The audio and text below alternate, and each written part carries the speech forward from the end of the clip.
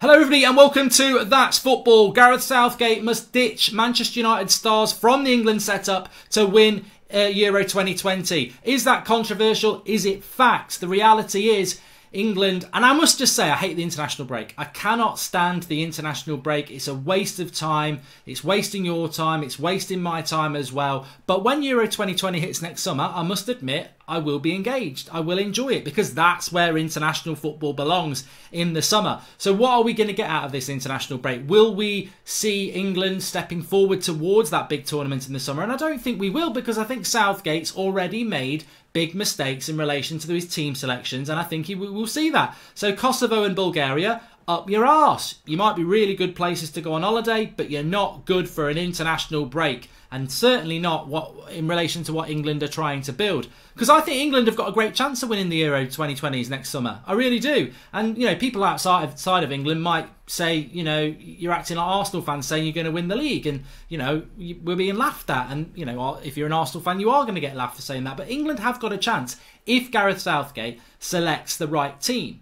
And this is where I come in and say, look, for many years I've said to United players, not personally, but I've said, you know, they should turn their back on England. But I think Southgate needs to turn his back on Manchester United and stop picking some of their players, because they don't deserve it. There is a lot of talent in that England squad, and I think they can win Euro 2020, but he's got to start selecting the right side. It's a bit reminiscent of what's going on at Manchester United at the moment in relation to turn your back on the crap and start playing the players that you can get in now and bed them in over this season, so that next summer, or next season in United's case, they are ready. And I'm going to start off with that midfield section, because to me, the obvious one is Jesse Lingard. Gareth Southgate himself said, you know, maybe he shouldn't have been selected, but he's always been a good player for me in the England team, and that's why he's been picked. Look, he's bad for Manchester United, so he's going to be bad for England. There are better options out there who are playing Premier League football, who've got better attributes than Jesse Lingard. So we'll start off with that midfield for England, and I just want to play you this first of all. It's from the lads on Triple Eight Sport talking about not Jesse Lingard, another player.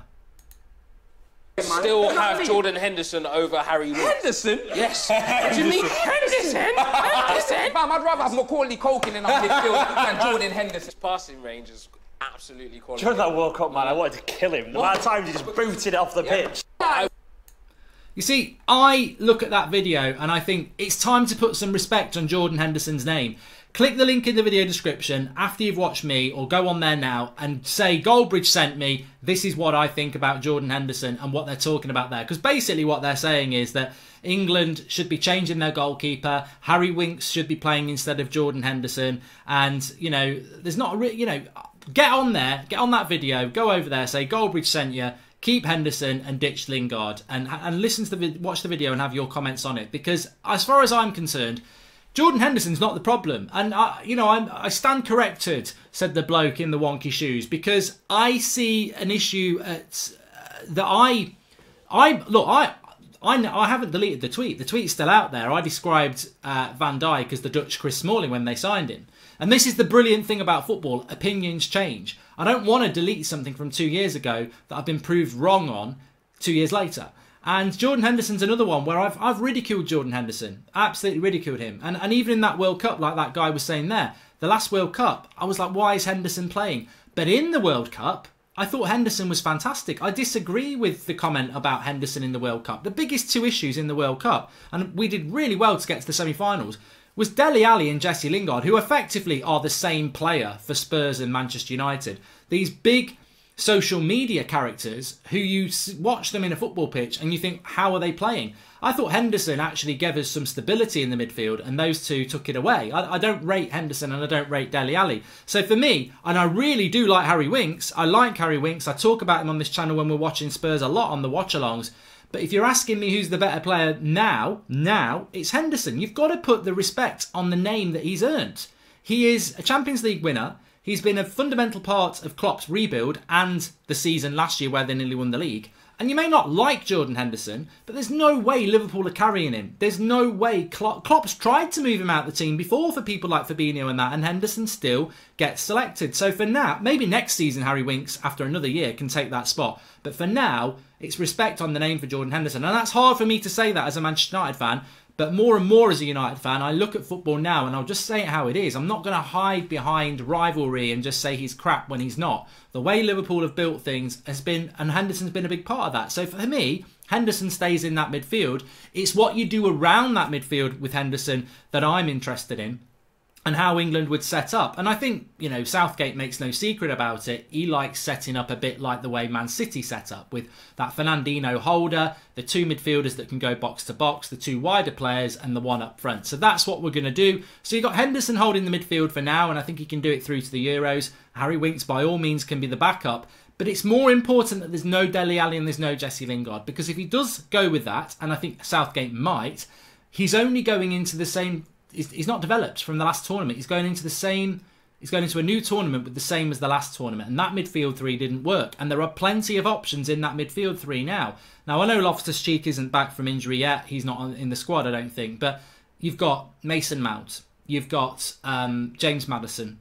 You've got Harry Winks is obviously in there as well. You've got Declan Rice. You've got lots and lots of options in that midfield. I mean, even Ross Barkley. I would play Ross Barkley ahead of Jesse Lingard or Dele Alli. You know, England need a bit of tenacity. They need people who can get on the ball and move the ball about. And I don't see that with Lingard and Alli. So for me, that's one of the United stars gone. But Henderson definitely stays in that holding role with Declan Rice and maybe Harry Winks to give him a bit of a push. And that you know, you look at this England squad and you look at England's future, and it very much is about lads in their mid to early 20s who are building their careers. And that's what Southgate needs to be looking at in these games against Kosovo and Bulgaria, because next summer will come here very, very quick, and we'll be going, oh, look at that team. You know, it's the same team as the World Cup. So Lingard's gone for me, and Henderson can stay. And like I say, get over on that video and have your say about that. But then you move into the attack, very, very simple. Harry Kane is up front. There is no contest for that. There is no contest for that at all. Harry Kane does have his weaknesses, but ultimately he's head and shoulders the best striker in England. And Rashford's nowhere near that at the moment. So Rashford on the bench. You could even make an argument as whether Rashford should be the substitute striker at the moment. He's that bad. Raheem Sterling, arguably one of the best players in Europe. He's got to play. And Jadon Sancho, arguably one of the best young players in Europe, playing off the right-hand side with Sterling off the left. That's your front three. It's sorted. Happy days. Yeah, there's lots coming through as well. I'm interested to see what Hudson-Odoi does when he comes back for Chelsea. But there are other options as well. But that's your front three. Your back four... Rashford's gone. Ditched another United player. Back four, Trent Alexander-Arnold or Aaron Wan-Bissaka. Well, Wan-Bissaka's had to drop out with injury, so it's there for Trent. And to be honest with you, Trent Alexander-Arnold does own that right-back spot at the moment. Wan-Bissaka's doing very, very well, but it's Alexander-Arnold's spot at the moment. Your centre-backs, Harry Maguire. I'm not going to ditch that United player. He's the one United player that's got to stay. Harry Maguire, but it's who plays with him. Do you go John Stones? Do you go Joe Gomez? If you're looking longer term, you go Joe Gomez. That's what I would do. That's what I think we should do. Left back, I think left back's difficult. Luke Shaw's injured. Some United fans don't think he should even play for United. So for me to say Luke Shaw should be England's left back, Danny Rose probably. But I actually think Ben Chilwell. I do. I really do rate Ben Chilwell.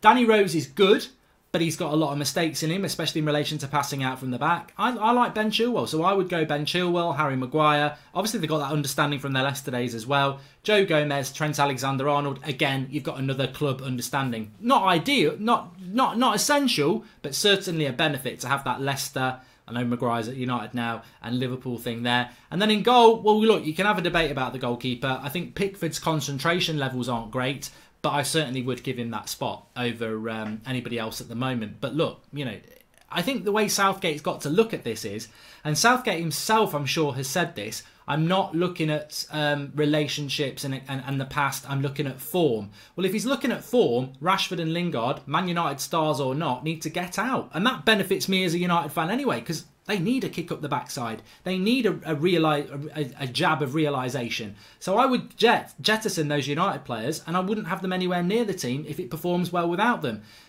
Harry Maguire's the only starter really for United for me, and he's a brand new signing. Wan-Bissaka's brilliant, but at the moment he's not part of the squad, and it's very difficult to justify kicking out Trent Alexander-Arnold, who ultimately most teams England are going to attack, and there is no doubt that Trent Alexander-Arnold is better going forward than Wan-Bissaka. Defensively, I think it flips the other way. Joe Gomez over John Stones. John Stones has got so many mistakes in him, and I just think England needs to be looking forward. I really, really do. Left back, Ben Chilwell for me. And then that most important area, the midfield. For once in a long, long time, we've got so many options. There are so many players. Your Loftus-Cheeks, you know, your Harry Winks, your Declan Rice, your Mount, your Maddison. And that's without mentioning Dele Alli, Lingard and Henderson. But for me, Jordan Henderson is a very important player in that England team. And I would argue, probably the captain. Probably the captain. Am I right? Am I wrong? I think I'm right. Get him the link in the video description. Do me a favour, pop over onto that video, say Goldbridge sent me, and give us your thoughts on that, especially that Henderson bit, because I think they've got it wrong. I think the Liverpool fans got it right, and I don't normally agree with Liverpool fans, but I think the shade they're putting on Jordan Henderson's name is a total lack of respect that he has earned. And I've ridiculed him in the past, but I think people need to accept that at the moment, he deserves the praise that he's got, and he's the custodian of that England holding midfield role. Link in the video description. Pop over there. Goldbridge sent you, and have your say. Thanks everyone for watching. Make sure you subscribe to this channel, and I'll speak to you all soon.